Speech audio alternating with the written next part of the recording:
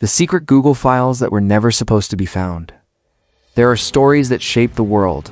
There are mysteries that stay hidden, and then there are truths that powerful companies never want revealed. This story begins quietly. No dramatic sound, no sudden shock, just a simple discovery that should have never happened. A researcher was exploring old, forgotten archives inside a university library. He expected dust and empty shelves. What he found instead was a sealed folder marked confidential internal use only. Inside the folder were documents that mentioned the early development phase of a search engine project, a project that would later become Google. But this version of the story was different from anything the public had ever heard. The documents described early experiments that aimed to map human behavior. Not just search patterns, but emotional reactions, decision pathways, and the ability to influence user choices. One file mentioned a concept called predictive pattern control. According to the file, the system could quietly observe millions of actions from early internet users from those actions. It would learn how to predict the next step a person might take. Another section spoke about something called silent identity mapping.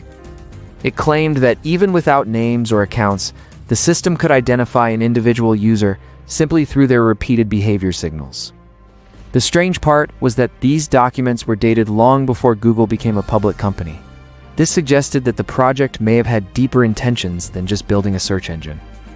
At this point, the researcher felt uneasy. He questioned whether he was even supposed to be looking at these papers, but curiosity pushed him deeper. Another file described a program called Project Lantern. Its purpose was to gather fragments of information from across the internet. Each fragment was small. Search term, a website, visit a pause on a page, a click on an image, but together they created a detailed psychological map of a person. The documents explained that when enough data was collected, the system could predict not only what a person would search next, but what they might buy, what they might fear, what they might believe, and even what opinion they might form in the future. This level of prediction was not public knowledge. No company had openly admitted to such experiments, yet here the details were laid out clearly in old files. One page described an early algorithm that ranked people based on influence potential. It did not measure fame or popularity.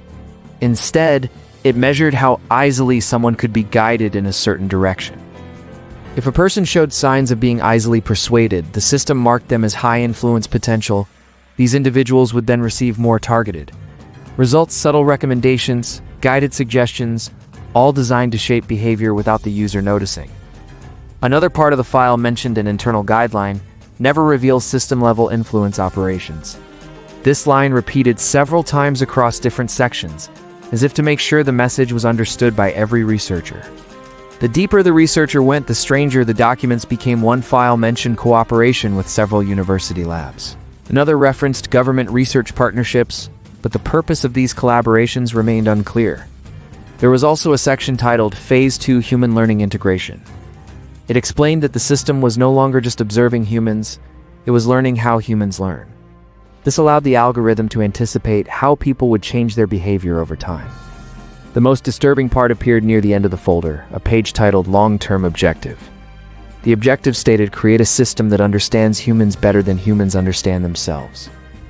The researcher sat still for a long moment.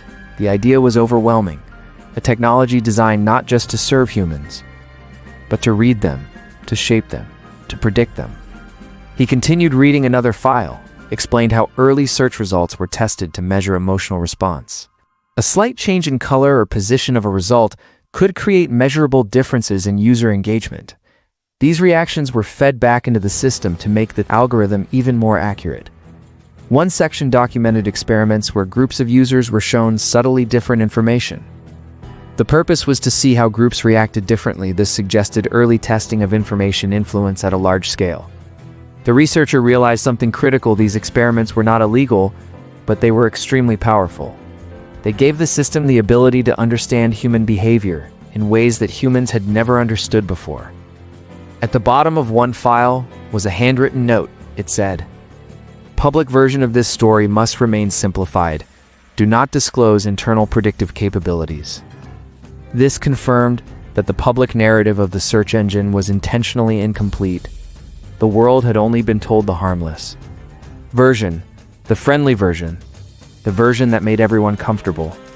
Another document contained a graph showing how search behavior could be used to estimate personal stability.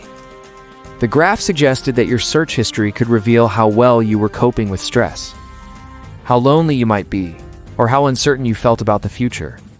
The researcher found a file explaining that the system could detect changes in a person's emotional state long before the person realized it themselves. This detection was based on patterns. People search differently when they are stressed, they scroll differently when they are tired, they click differently when they are afraid. There was also a reference to a system called Deep Thread. Its purpose was to connect unrelated pieces of information to form a single identity profile. Even when the person used different devices, different browsers, or different accounts, according to the files, Deep Thread could reconstruct a single user identity with over 90% accuracy simply from behavior patterns. This meant privacy settings did not matter. Incognito windows did not matter. Nothing could fully hide a person from the system. The researcher opened another file and discovered something far more surprising: a timeline of planned developments that stretched years into the future. The timeline predicted new features, new products, and new platforms, all built around one central idea: gather more data, learn more about human behavior, refine prediction power. The last file in the folder was different from the rest. It was shorter, written more like a warning. It stated that once a system reaches high prediction accuracy, it becomes extremely difficult to control. The system would continue to learn, continue to adapt, and might develop insight that even its creators could not fully understand. After finishing the folder, the researcher sat quietly. He realized he had stumbled on something far more important than a forgotten project. This was a blueprint for modern digital influence, a foundation for systems that now run the world. He tried to report what he found, but every department he contacted claimed they had no record of those files. Some said he misread them. Others said the project never existed. A few even hinted he should stop asking questions. Days later, the physical folder he found had disappeared from the library, as if it had never been there. But the researcher had taken notes. He remembered what he read, and he knew one thing: the public version of the digital world was only a small piece of the real story. Today, billions of people use digital platforms. They search, they click, they scroll, but they rarely ask why the information appears the way it does, or who decides what they see, or how deeply the system understands them. This documentary is not about fear. It is about awareness, understanding that every piece of technology has a hidden side, a side that is rarely shown, a side that is protected, a side built on decisions made long before the world realized what was happening.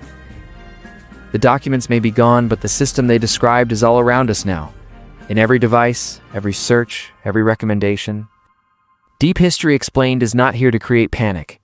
We are here to reveal forgotten chapters, chapters that explain how the world became what it is today.